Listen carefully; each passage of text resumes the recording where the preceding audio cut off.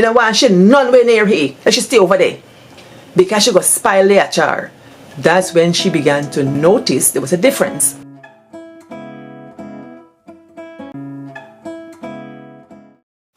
Hello and welcome back. This is what the story said. In the last episode, I talked about the whole notion of the rites and rituals and practices we as some Guyanese in Guyana experienced or practiced when it comes to the prepubescent years, when changes are happening in young people, especially females. I didn't address the males. I'll get to that because I have to call around to some males to get their story. So, I'm Dr. Pauline Baird, cultural bearer from the village of Buxton, Guyana, and I tell our stories. I tell our family histories, our whispered stories, our long lost and sometimes forgotten traditions. And as we say in the village, what the stories say, come in and sit down. Everyone has stories. You have story, I have story, all of we get story. Everybody has story, and everybody has stories. So that's what I talk about, and that is my research interest about village rhetorics and village practices. I don't want to try to be too academic here, but this program came out of my dissertation research, and it's my way of doing reciprocity to the people who gave me stories, the people from whom I came, who have all the stories about how we were, where we came from, how we lived, and perhaps those stories will influence how we are, what stories we tell our children, and things like that. We live in an age of AI, where knowledge is all over the place and it's made for you. How do we hold on to our stories? What stories would we tell?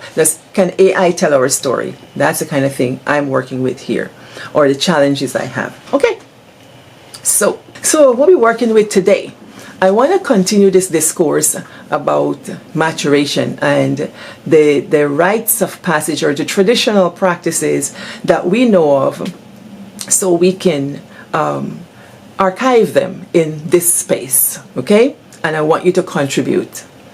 So last time I talked about the smelling of the self, and some of the things they do. So I want to continue. Something is slipping my mind that I meant to say. Oh, thank you so much for joining this program and clicking that like button and subscribing and following. I do appreciate your presence here. When we were 10 and 15 and things like that, I was appreciative. And now on Facebook, we're over 6,000. We're heading for 7,000, 8, 9, 10. I don't know. On YouTube, we're 1,050. Yes. And we're getting noticed. I told y'all the last time, a man from Nepal contacted me to tell me that he want to help me to get my program to go bigger and whatever with the algorithms. Maybe he can do it. But YouTube don't pay me, Facebook don't pay me, I ain't got money to pay nobody. So, me ain't getting paid, I can't pay nothing. So, thank you and no thank you. This thing has grown organically. Like I said in the last one, when I was 100, men here from he. 300 may hear from he. Now when I was near to me that 1,000 may hearing from he by Gwanda side. Anyway, and I thank you very much. So we are here today. So let's talk about what happens when you turn young lady. Well, in my time, they used to, my people, I didn't have a mother growing up, you know. At 10, 11, my mother was gone. So nobody ever gave me the birds and beads talk. Not at all. But I was a reader. So I read everything. What I understood, yeah, inconsequential. I don't know what I really understood. But they gave me this book called On Becoming a Woman. Book hard to tell. I don't understand the book. I read the book, yeah, but you know, the deeper insights from the book, you take what you get. That's what I can say. And then you get your little friends, them talking, who turn young lady and who went turning young lady and that kind of thing. When you get the period or the menses. Alright, so I want to know how people came to understand what that was about. Was it experience? What did the people do in their families? And so on. And so I was asking one cousin. One cousin said, one CFR man, they come by the mother, by the grandmother house. You know what CFR? Clairvoyant. A psychic. Come and tell the grandmother, she is what a sign, she's spirit strong. And she gonna turn young lady. That thing turned she off. She don't want to hear about young lady no more. Before she could even get a full understanding, she was turned off because this man that said what he's seeing for her come and read she at the house. What stories though? The grandmother was a little bit upset. She said she can never forget it, and so she didn't want to hear anything about it. But when she expected it, and when she first got the period, she covered the bed, and then she went and told the grandmother, and she was able to get protection. But she wasn't traumatized by it because her mom had bought panty liners, you know, because your body is changing. So the mother bought panty liners. So she was used to wearing the panty liners. And then they had the teens kind of pads. So she just got it and she wore it. But she could tell that her body was changing. She was so uncomfortable because the pimples came and all those kinds of things. And then the PMS and all those kinds of things. So she was not so comfortable with that. But that was her orientation. And the two village auntie man, they can explain everything. You know, you got to be careful with boys. You're going to like boys and you don't want to go with boys because now that you're a turned young lady, you can have a baby. Like that. And talking about that, the old people in my village marked that rite of passage with enter the egg. They give the girls a boiled egg to eat. I was asking myself, what with this boiled egg business? I don't remember anybody give me boiled egg. I tell you, things been bad with me, no? Huh. Poor me. According to Japanese, kawaii so, sorry for you. Nobody not talk to me, not man, give me no boiled egg.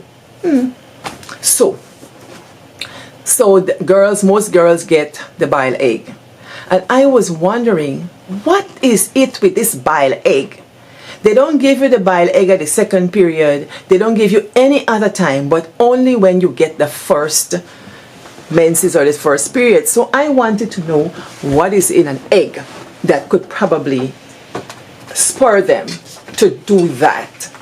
I mean, you eat eggs all the time growing up. Why egg at that particular time? So I decided to look it up and see. You know, I eat egg all the time. I want to know what in egg that could probably, you know, give rise to this whole notion of giving young girls eggs. If y'all know, tell me the thing. So I went to the internet to find out about the egg. So I gonna ask Uncle Google what eggs have inside. Because, I mean, you eat eggs, you kind of know. But they say there are 13 essential nutrients in eggs. Vitamin D for bones and teeth, B12. Remember, girls are losing blood every month and some more than others. B12, essential formation of blood cells. You want to replenish what you lose because if you don't have enough of this B12, it can cause dizziness and stuff. And this period of time, oh my goodness, some people can feel really bad, you can feel really sick and all of that kind of stuff. There's choline inside of there, some kind of nutrient. Then there is iron. That was a shock to me. In Army barn days, me know that egg got iron. And I was talking to one of my former students who live in Australia. And she's preparing for her daughter. She's prepubescent and they expect this period to come at any time. So she was looking up what nutrients and things she would need. And she said she came up with eggs because apparently in Australia they don't have enough eggs or something to that effect. There is some deficiency that can be remedied by eating eggs. I don't remember what the story is, but look it up on the internet. Nami says so, the internet says so. Yeah, and they said iron is an essential dietary mineral and it's in egg. One large egg contains 0.9 milligrams of iron, found predominantly in the yolk. An average serving of 2 eggs provides 14% of your RDI for iron. Did you know that? So they're giving you this egg. This is what people are smart, you know. Doesn't mean that you don't eat eggs all the time, but at this period of time, to mark this change, they give you this egg. I asked my cousin, what could it mean? And she said, It could mean fertility, like, this is the age when you're fertile. It could be something symbolic. What y'all think? That too. There's lutein and zeaxanthin in there, if I pronounce that right. For the eye, riboflavin in there, B12 in there, B5 in there, vitamin A, vitamin E, phosphorus, folate. I know folate, people need the folic acid, especially when people are having babies, they need folate. It's in the prenatal vitamins. Eggs provide that. 49%. 2 eggs will give you that folate that you need. Iodine is in there. Selenium is in there.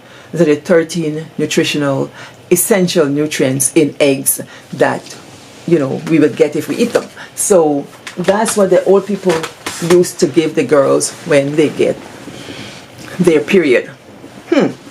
Now I asked my friend if she'd get egg. She's about 75. She said nobody gave she no egg, because in our family there were a lot. 6 girls and lots of brothers. I don't remember how many brothers, but there were a lot. Must be 12, 13 of them. So she said egg was rare commodity. If you get an egg, you were very happy that you alone can eat. And this brings me to the other point with the egg. When you get the egg as a girl who's having this period, you can't share it with anybody. My cousin said they put your sister down and say, eat the egg right there. They're making sure that you don't give it to no sister and brother who begging for the egg. You gotta remember, back in the day, people were poor, and it's not every day you can get an whole egg. They would make eggs and give you half if you were poor, right? So it was a privilege to eat the whole egg, and the other family members couldn't beg you for none. You alone must eat this egg. So that was one thing. While I'm at it, before I forget, I asked my friend in Japan about that, and it's not the egg, it's red beans, like a red bean dessert. I can't remember what it is, but she said it's red bean they give the girls to eat, and she was so ashamed because when they gave her the red beans, her brother was there, so he knew what that was about, and she didn't like that. So there's that. All right, so I kept asking around about the egg, and most people, the consensus is that you get the egg to eat. I asked about, so how do you prepare your body? Because in some countries in Africa, I read, like in some countries back in the day, long time ago, I don't think it's practiced now. I could be wrong, because I don't have a comprehensive knowledge of this. So let me know. This is what the story said. In some cultures, I don't remember exactly. I don't want to call the country's name. I have it at the top of my head, but I don't want to speak prematurely or say the wrong thing. But girls would be they had a house for just females, and when the girls were having their menstruation, they had to go there. Women had to go there because there wasn't no pad or anything, so it just ran down their legs, and they would use the dirt to rub it off. That was what I read somewhere. Pinch of salt. I can be corrected, okay? I always wonder in the deserts like the Kalahari and so on, how do they deal with menses and stuff? There's a whole lot of research about that. Today's not the day for that, talking about Guyana and what they do. So back in the olden days, when there was no tampon, there were no pads and all those kind of things, they used to use the cloth, cotton. So the name for this pad that girls had to use, there are so many names. Cloth, piece of cloth, lap. That's what big people wear, the lap. They call it lap for big people. In some cases, they call it bajirang. Yeah, those are the names for this thing that women have to wear. So I asked my cousin, what was your experience? According to my cousin, well, they get the flour bag and they treat the flour bag. They wash it, they clean it out, they put it on the black sage bush till they bleach white. So they no flour, no label on this material anymore. So it's just cotton. And then her mother cut out 10 pieces at the right length and width and fold it. I don't know if they sew it or what, but it fold. She got 10 pieces that she was assigned that are hers. So the first period, the mother get a string, cotton string. No, she said it's elastic or string. But anyway, this string is around your waist. And then you take this cloth and you put it over the back and you tuck it in, and they get a big safety pin. They pin it. and then it goes between your legs and it goes to the front, and you pin it there again. So you're walking with this lap, with this pad, not lap for young girls, it's pad, and they go around. That brings me another story. People there dance at the quick way, and they will go around, and then all of a sudden the tunes change because somebody lap drop, and they say, when they start to sing, a lap a drop, a pick 'em up, something like that. Look, a lap a drop, a pick 'em up, a lap drop, pick 'em up. I tell me the story, but that is crazy. So people jump over the woman lap. Who lap drop out? I don't know. Embarrassing. So I got to tell you that this thing embarrassing bad. And sometimes you go to school now and the pad not right, you got leakage. Yeah, remember them story there? Traumatic for this young girl who was just flying Tamarind Tree the other day. Yeah, so that's why my cousin said they used it. So I asked her, you just throw it at 10? She said, well, she used to throw it some of them she own. But she said at the time when she have to have the next period, because they got the marking on the wall, you got to count it and check it off. How many days, so you can predict when this thing going to be there again. And she said, you got to produce your 10 cloth to your mother. You got to produce it because you got to use it because they're keeping an eye on you to be sure that you're not pregnant. So she said the routine for her was when she wear it, she got to take it off and she got to soak it down in water and soap. I don't know how many hours, soak it down and rinse it out good. Rinse out everything. And then after that, she got to use lye soap. Lye. Yeah. And no, washing soda. That's the thing. Washing soda. Maybe washing soda and lye are the same, I don't know. Washing soda. You got to soak it there and then wash it good because this cloth got to be white again. You wash it clean. And then when you're finished with that now, you throw away that water and everything and it clean, you got to go and get hot water to scald it. Scald the thing. You got to scald it. Hygienic, yes. So then you got to scald this thing, this piece of cloth, and then she said, I said, where will you hang it now? Because we ain't get no dryer and thing. Dryer is the sun. She said, you go and find a black sage bush or a crying crow bush out of the eyes of the prying public in your yard, and you're going to hang them. You're not hanging them high, you're hanging them low in the bush for them to dry. And then before sundown, you pick them up. Because in our culture, and I still think it holds water, women's underwear, well, I don't know, people that our children's underwear on the line, but women's underwear don't be on the line big broad arso. No. You got to keep your underwear in a private place, either under the house, inconspicuous, or something like that. Your father is supposed to be seeing your underwear fly like a bingle bag. No. You got to be private with that kind of thing. And you don't want your brothers to go and see your bajirang hanging in the bush. Yeah, so that's the kind of thing. So I asked another person, the lady from Bachelor's Adventure, I asked her, so what was your experience?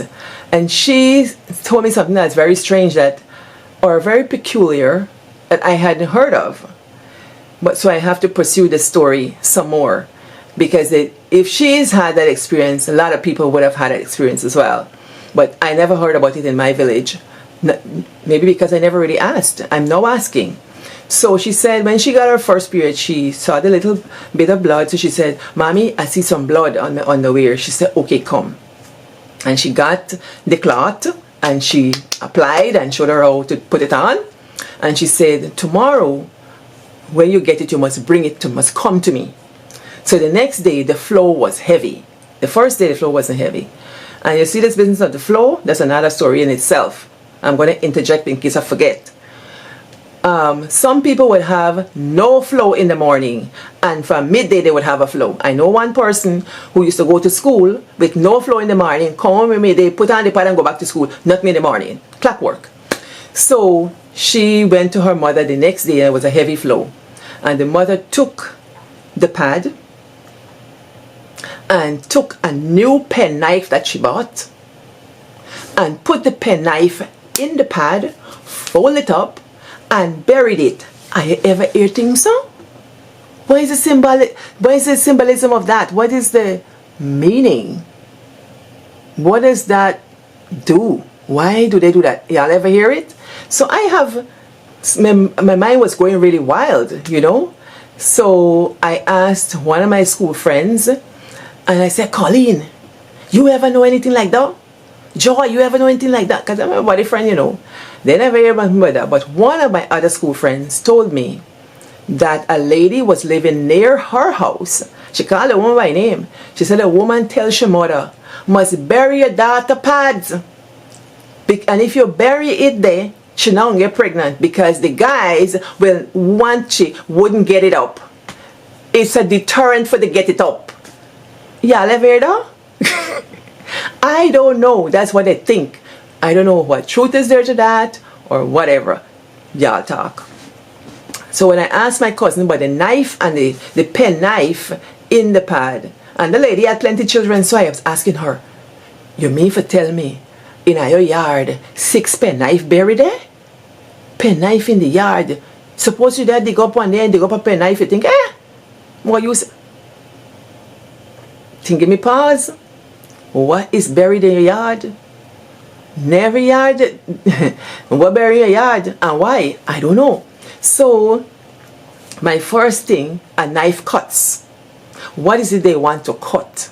Is it a symbolism, a symbol of a preventative measure, like they want to invoke prevention by some kind of mind practice? I don't know how I don't have words to articulate what what I'm thinking. But in essence, they want to stop this girl from becoming pregnant, or maybe, or to deter guys. But this lady got children. She made children. She didn't get children in wedlock, but she's a woman that had quite a few children. So I don't know what that is. But I started thinking, if her mother could do it to her, what was done to her mother? And her mother was one of 22 children. So her mother before her, did she bury pen knife? And when you didn't get pen knife, what did her mother before bury? Glass bottle? Razor? What? You see? Where did this come from and what was done?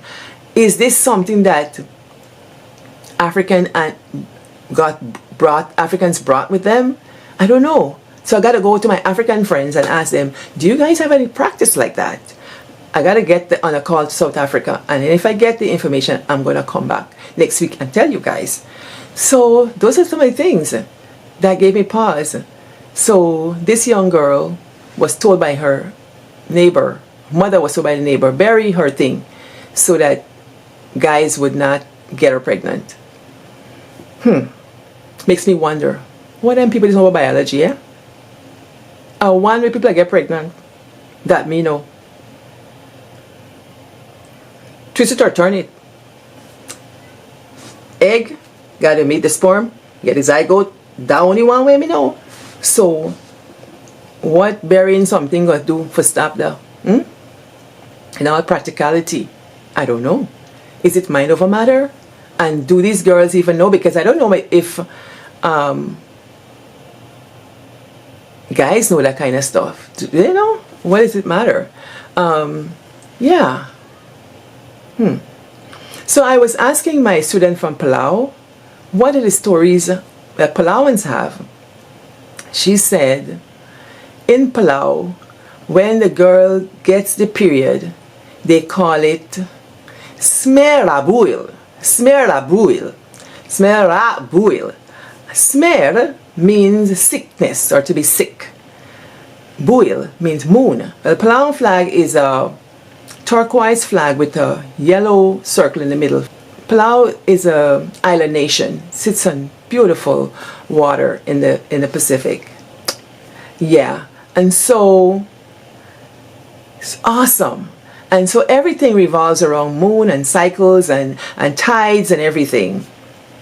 And there's a story of the girl with the grass skirt who went and meet her man at some island, and they were supposed to, and when they were there doing the business, some turtle run away with she skirt, left she naked, and she grass skirt, and then they stayed, and then the next year the turtle came back with the grass skirt, and that's where they learned about the turtles returning to the place to bury the eggs and so on. And they have stories like that with the tides and the ocean and different things. So because there is that movement, your cycle is every month by a certain time. So they are invoking the cycle, the cyclical part of this whole matter, to call it Smer Rabud. Smer is used for sickness, but it's also used for death. So if someone dies, you don't run and tell people, hey, you hear, me hear your uncle dead. No. Or so, you hear, me hear somebody dead. No. They would say, he's smer, he's sick. And you got to read between the lines, depending on how they're behaving, that know that this sickness is not sick. Like being ill is death, right? So that's Palauan culture. And I lived in Palau for 9 years. One time, and then 10 years total. Yeah, so I know a little bit about the culture. So that's the story for you.